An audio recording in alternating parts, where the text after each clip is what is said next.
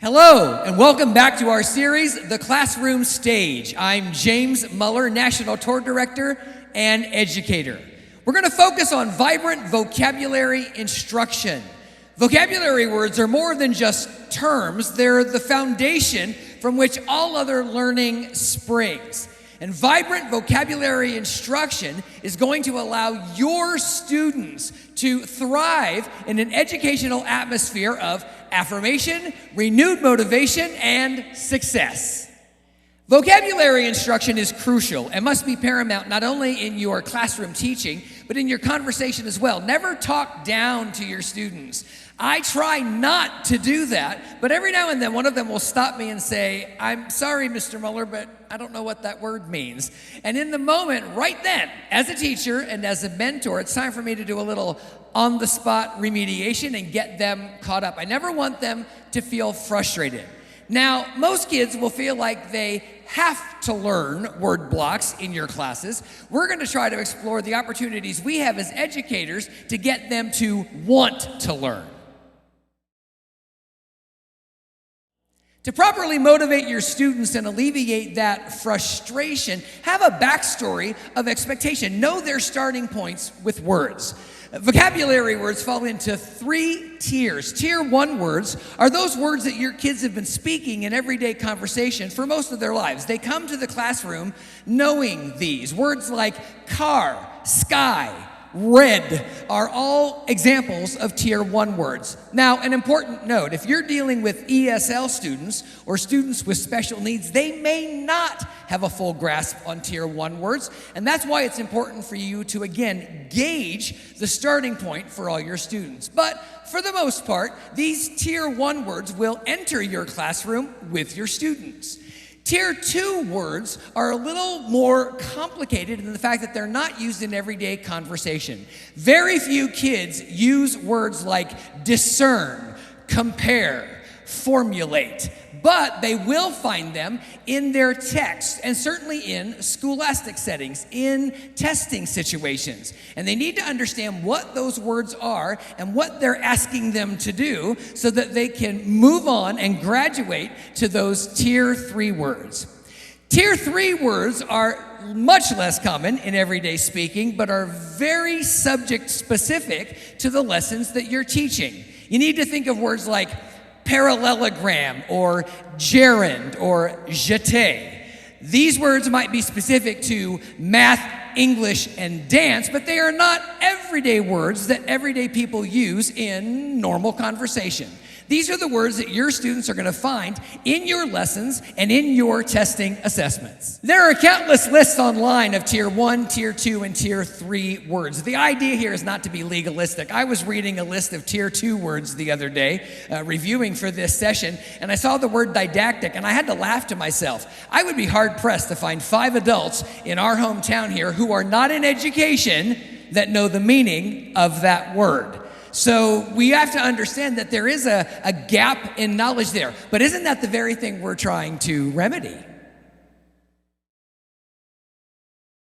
It's no secret that your students are going to be somewhat motivated to learn these terms, if not just for the lesson or just for the test. But the truth is they're going to be auditioning these terms to see if they're going to cast them in their own personal conversation, their own personal vocabulary. You have to think of it this way. How many of you crammed overnight for that history final or worked really hard for that algebra test and then somewhere down the road let that information go? Be honest. I know I did. And we want to make sure that your students have a motivation, a personal motivation, that they will consider taking these new terms and making them their own, claiming them and using them. How do we do that?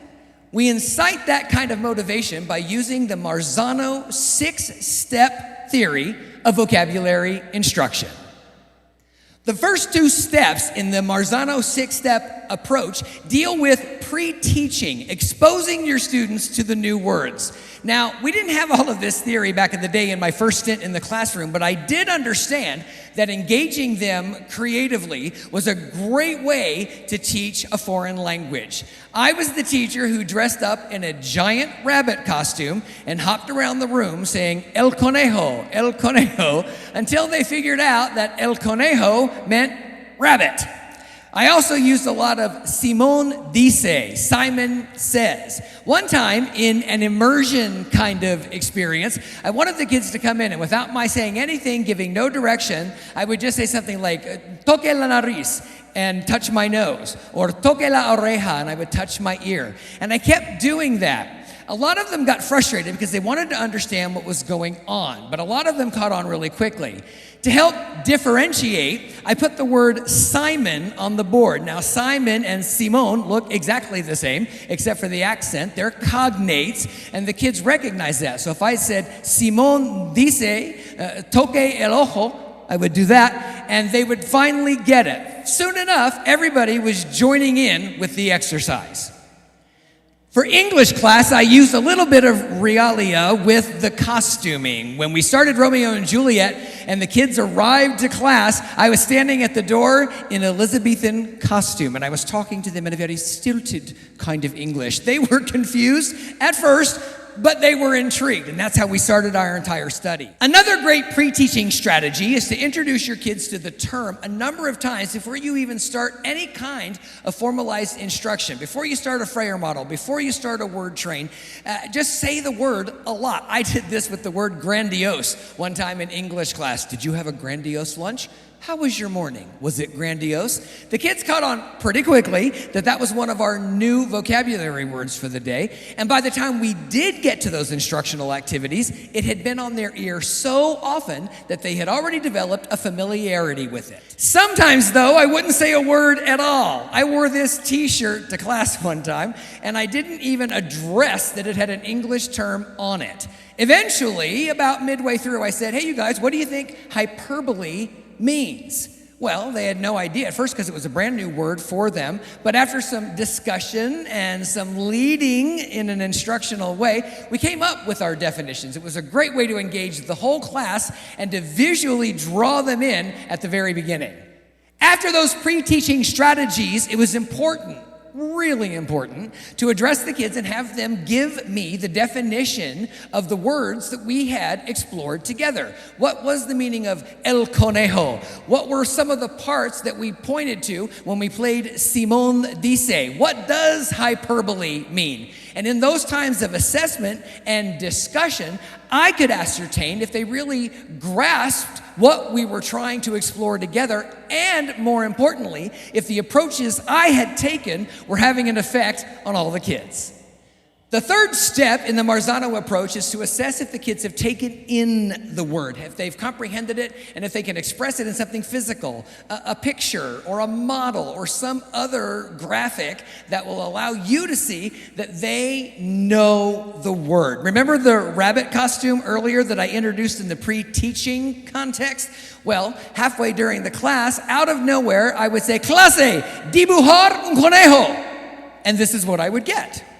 They would rush to think of the word, and as soon as they were finished, they would hold it up. Very nice, very nice, very nice rabbits. I'm not quite sure what that is, Nick, but that's okay. So we get the opportunity to see that they have the knowledge, that they've absorbed the word and made it their own. We also completed a lot of Freyer models in class, and it's great that in our district right now, the Freyer model is already programmed into our new Promethean boards, our new digital boards. So you could have them do some at their desks on paper, keep them in a binder, because it's a great way to accumulate their own individual successful work, or we could be a little bit more collaborative and have everybody come to the board and do a Freyer model there.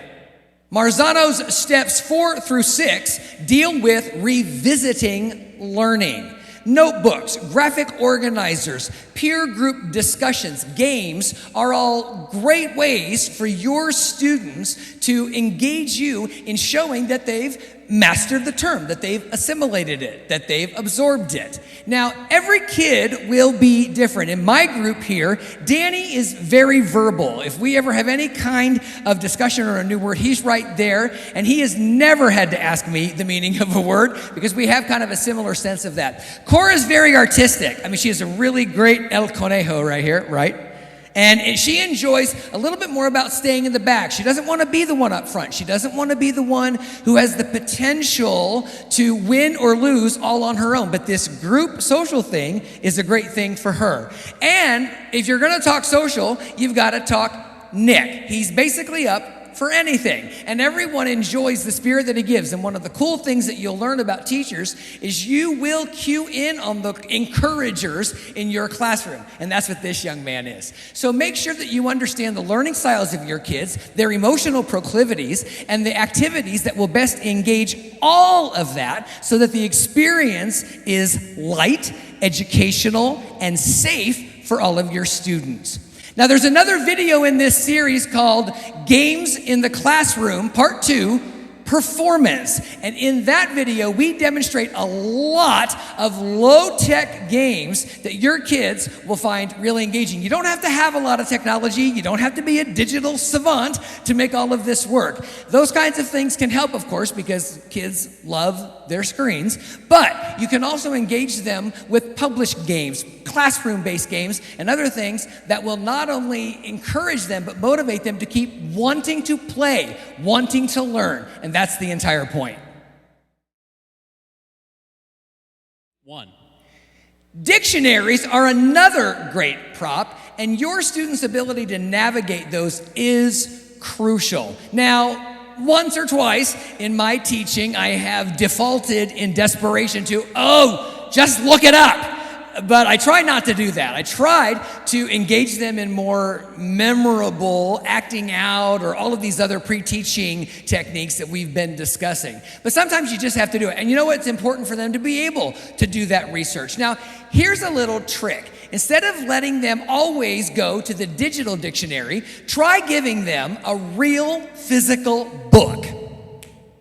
They will most likely start to freak out with all the screens in their lives, from their phones to their school computers to the digital boards in their classrooms. This is going to seem like the Flintstones to them, but it's really good for them. And you know what? It's going to allow them to navigate digital dictionaries even better. The Freyer model is one of the best semantic mapping exercises, and I really loved employing this in my Spanish class. Now, if you run one off on paper, all the kids get the same thing. You put the word in the middle, and in the orbital elements around the word, you've decided what they're going to fill in. It might be a definition, an antonym, use in the sentence. My suggestion is leave those blank. Provide a list that the kids can choose from so that they can have a little bit of individual expression here. If you've got a more artistic kid like Cora, she's undoubtedly going to draw a picture of the word. If you've got someone who's a little bit more literal and likes language and has those definitions at the ready, like Danny, the definition choice is going to be on every single one of his Freyer models. When I did do this in Spanish, it was really interesting because I had one kid who every single time we did one drew me. He labeled me as Senor Muller, and no matter what the word was, if it was crying, I would be a stick figure crying. If I was dancing, I'd be dancing. If I was swimming, I'd be swimming. It was a little unnerving, but nothing ever crossed the line, so I allowed him to keep doing it. And at the end of the year, his notebook was filled with all these Freyer models, all these semantic mapping exercises featuring me. But that's what motivated him to keep doing it, so I was okay with it. One of the most difficult things to do when you're trying to motivate your students is to get past that pre-production phase of learning acquisition. You've all encountered this. You've got kids in your classroom who are a little bit withdrawn, who are a little bit shy. And whenever you go to call on the class, they kind of clam up. Yeah, just like that. How do you get past that? One of the best ways to do this is to make sure that you're engaging the kid at their own emotional proclivity. If they're going to clam up, then allow them the time to come out of that shell a little bit. Their stage fright will diminish as you prove you have a classroom and an instructional style that is safe. They're not going to be ridiculed. You're providing an affirming environment. I'd like you to meet Ray. Ray's been with us for 3 years now, and he's a very accomplished young man. He's got a degree in musical theater from the University of West Florida, and he's been navigating Asperger's syndrome, a diagnosis he got when he was very, very young. And there was a little bit of a learning curve when he came to the organization. But I think we learned how to get around that and do a little bit better than high school and college did. Would that be fair to say? I would say that's very fair to say. I mean, I love achievement, and I absolutely love expressing myself, but sometimes it moved a little fast for me in the beginning, just like high school and college, but we found a way to navigate that. I think so. And one of the differentiation techniques I used was to just give him more time. Now, you can imagine my personality. That's a little rough. But I knew if we were going over new terms in dance class or we were learning new things in the realm of the arts, that if I just let him alone a little bit, if he had time to personally assimilate it, he would come back stronger than ever. And another great technique I found out is we would often watch videos of performers to glean from those presentations everything we could for our own presentation. And I would always make sure to include Ray in those. At the very end of those, I knew the kind of groups he liked and the artists he'd like, and I say, well, Ray, what did Prince do really well in that video? And you liked that, right? Absolutely, absolutely. Yeah, and you always had good comments to give to the kids. If you cue in on what your kids like, they're going to be able to give of themselves even more. From pre-production, we move to early production. Now, for your ESL students and your Spanish 1 classes, this is going to be the norm for a while. This is where they're using mostly present tense. They're getting a lot of the vocabulary right, but not all of it. And they're using very short sentences, which you've given them. The structure is already ingrained in their head from all the drills that you've had. From there, we move on to speech emergence. And this is where your kids really show their stuff. They have an opportunity to use short sentences. They're using the vocabulary more correctly now, a higher rate of accuracy. And their sentence structure might be getting a little bit more complex. It's at this level that we can gauge what we're capable of doing with a little bit of assessment. Now, in my Spanish 1 classes, I would take each of the kids out in the hallway. They brought a buddy so that they felt safe. I could still keep an eye on the class, but I engaged them in conversational skills. Now, some of it was just as easy as, how are you today, or what is your name? Those things we learn in the first few months of Spanish 1. But then we graduated and moved on to more complex questions. What did you have for breakfast? Past tense, those kinds of things. It was really time-consuming to do this, but it was an invaluable way to gauge each kid at his or her individual level to make sure they were grasping the vocabulary and the lesson. Now, look, I had some kids who did really well and sailed far and above my expectation. I also had those kids who struggled and maybe weren't meeting the metrics that I had set or thought they would be able to achieve in the time we'd been given. But you know what? I affirmed everybody. I made sure to punctuate those things that they did well in that moment, so that that exercise in the hallway with the teacher, with the buddy, speaking a brand new foreign language, put all of those elements together, that's pretty emotionally dangerous on a lot of levels. And yet every kid walked away from those sessions knowing that they had achieved something. They were motivated to keep going.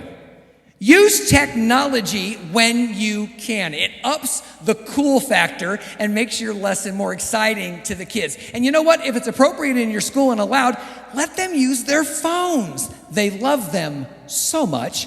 And you'll be fostering a connection between the phone and learning, and that's always a plus. Vibrant vocabulary instruction should cross subject matters. As much as possible, coordinate with the other departments in your school. Try to align your study of vocabulary with the history department's study of World War II. You can incorporate those terms. There's a lot of ways to do this, even with biology or sociology. It's a great way that the kids can be exposed to the same words multiple times in lessons, in writing, and in conversation as they journey through their day. As the reviews roll in, you have a great opportunity to gauge the success of your pre-teaching techniques, your use of the tier words, the Marzano 6-step approach, your knowledge of the production phases of language acquisition. Ask the kids if the Freyer model was a little too hard. Let them tell you which activities they liked the best. Did they like it when you showed up at the door dressed as Shakespeare? Hey, let one of them dress up like a giant rabbit for a class. You'll certainly get their attention. As a former educator and a parent, thank you for everything that you're doing to equip this generation of student. May your vibrant vocabulary instruction thrive as you understand that your classroom is the stage. You are the director, and you have the ability to make your students shine and be the stars of the show. Thanks for watching. See you next time.